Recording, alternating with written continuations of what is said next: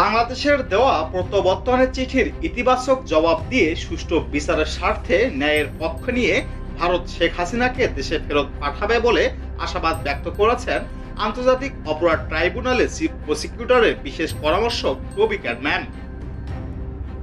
শেখ হাসিনাকে ফেরত দেওয়া চিঠির উত্তরে ভারতের মৌনতার বিষয়ে করা প্রশ্নের জবাবে টবি গণমাধ্যমকে বলেন, পররাষ্ট্র মন্ত্রণালয় যথাযথভাবে ভারতকে প্রত্যাবর্তনের জন্য আহ্বান জানিয়েছেন।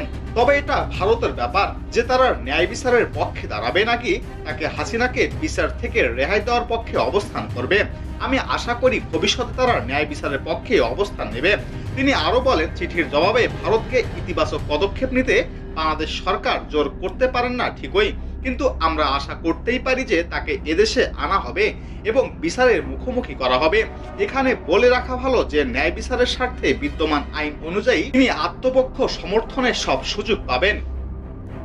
উল্লেখ্য, ব্রিটিশ আইনজীবী লন্ডন ভিত্তিক ল ফার্ম গুয়েনিকা 37 গ্রুপের সহ প্রতিষ্ঠাতা ও গুয়েনিকা 37 চেম্বার্স এর যুগ্ম প্রধান টবি ক্যাডম্যানকে গত 20 নভেম্বর বাংলাদেশের আন্তর্জাতিক অপরাধ ট্রাইব্যুনালের চিফ প্রসিকিউটরের বিশেষ পরামর্শক হিসেবে নিয়োগ দেওয়া হয়।